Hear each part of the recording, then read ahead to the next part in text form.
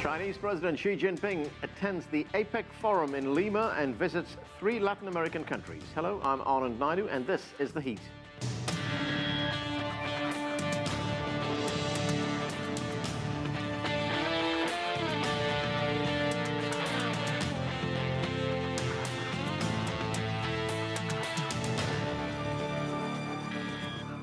The 24th Asia-Pacific Economic Cooperation, or APEC, leaders meeting took place in Lima, Peru over the weekend.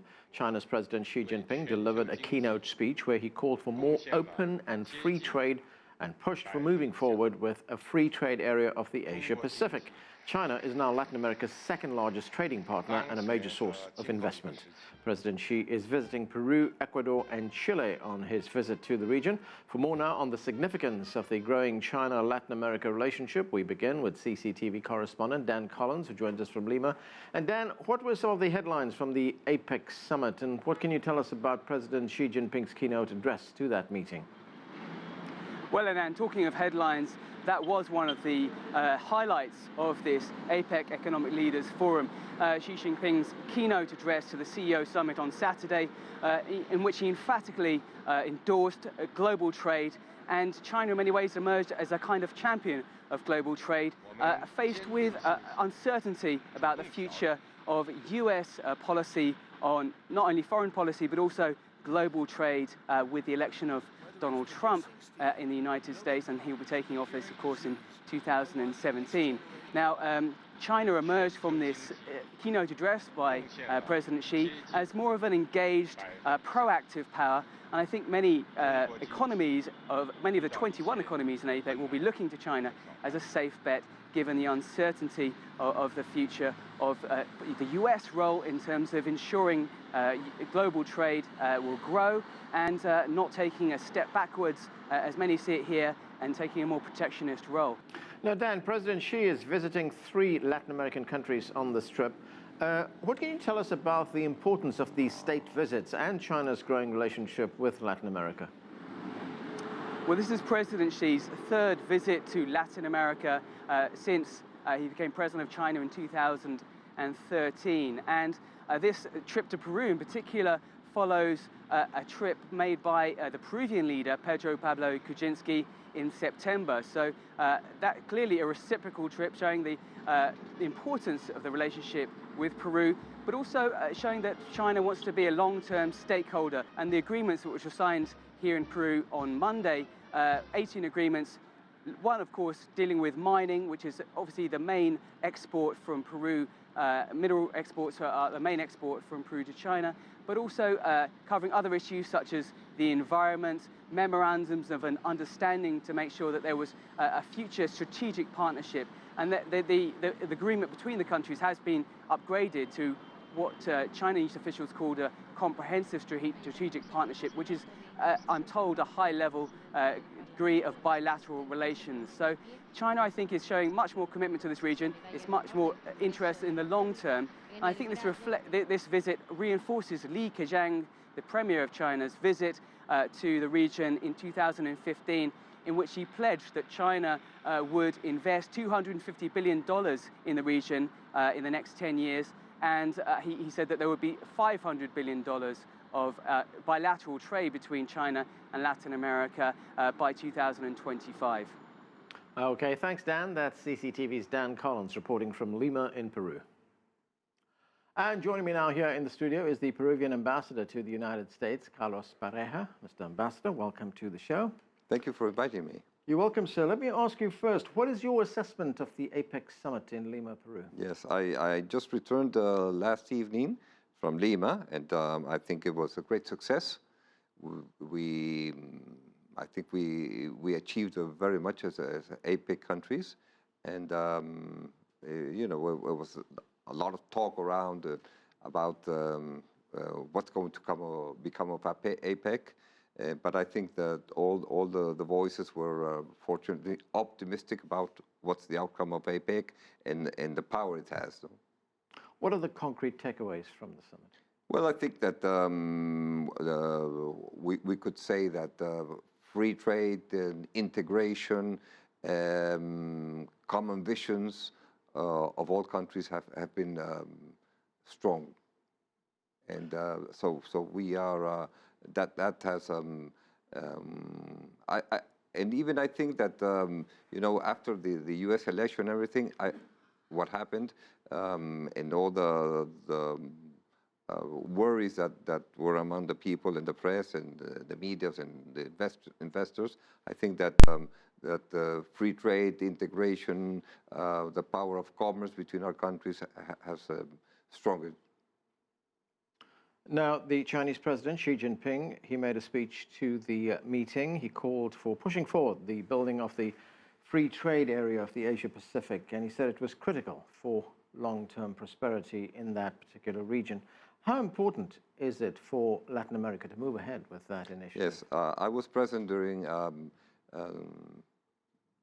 this speech, and the room was absolutely crowded, and I think it was a very good speech, and the vision of the President of China about commerce and integration of APEC was very, very strong as well, huh? And everybody appreciated very much his intervention in these moments. Now, of course, this was a gathering that focused on the region, Latin America, the Pacific region. But if we look at the bilateral relationship between China and Peru, this is President Xi's first state visit to Peru, and it just came 2 months after the Peruvian president visited China, and that was the first official overseas trip that the Peruvian president made. How important is this China-Peru relationship?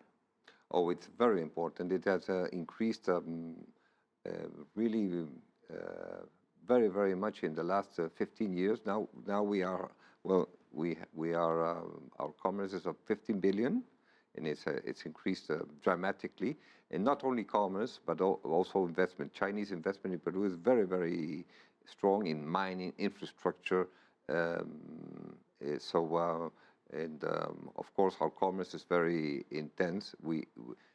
The President Xi and President Kuczynski signed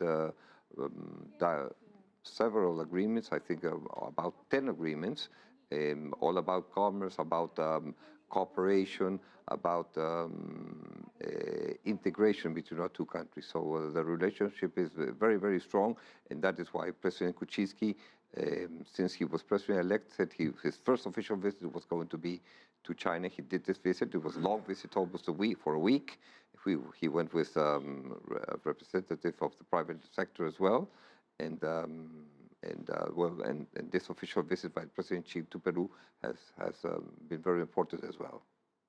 Now, in that speech that President Xi made, he emphasized free trade. He also talked about globalization. This coming at a time when we're hearing other voices talking about protectionist measures. But for Peru, how important is free trade? Oh, absolutely important. It's we have signed, we have 17 free trade agreements with several countries of the world. Many of them with Asia-Pacific countries, but also we have a free trade agreement with Europe, and we have with other countries of our region. So it is very, very important, and it's important because it has really helped our country progress. You know, this the possibility of exporting and to other countries, investing in other countries, and also receiving investment from other countries. And also, these free trade agreements have helped our country for the institutionalization of the several entities of the state. So they have been really very important. And I am sure that with President Kuczynski's government, we will continue on that path. And continuing on that path, I mean, if we look at the whole of Latin America and its relationship with China, the president of China also visited Ecuador and Chile. How do you see the regional relationship with China evolve in the years to come? Well, I think it will continue to increase. The knowledge between our countries has also already increased, and that has settled a path of confidence between our region and especially between Peru and China. President Kuczynski has stressed that he would like much more investment on infrastructure, and that is what we are working on. Now, bilateral trade between Latin America and China is expected to reach $500 billion by 2025, and China has pledged to increase investment in Latin America to $250 billion during that same time period. How do you think that will transform not just Latin America's economy, but also the relationship with China? I mean, do you see it move beyond investments, say, in primary commodities to manufacturing, to other sectors in the economy? Yes, well, we would like, of course, not only an investment in the natural resources, but also in technology, for instance, so that you have an advanced technology. We would enjoy that. So the level of our country and the economy can grow faster. So I think that with time, the investment of the Chinese will evolve into something much more sophisticated.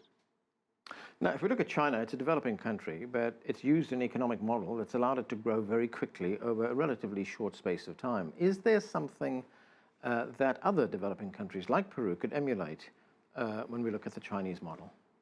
Well, I think there are a lot of coincidences between our two countries, since they are both developing countries, and also the middle classes in both countries are growing, steadily, and because of the growth of the country, Peru has been growing for now almost 20 years, and that has permitted the middle class to grow as well, and consumption, and that is the path that China has followed as well.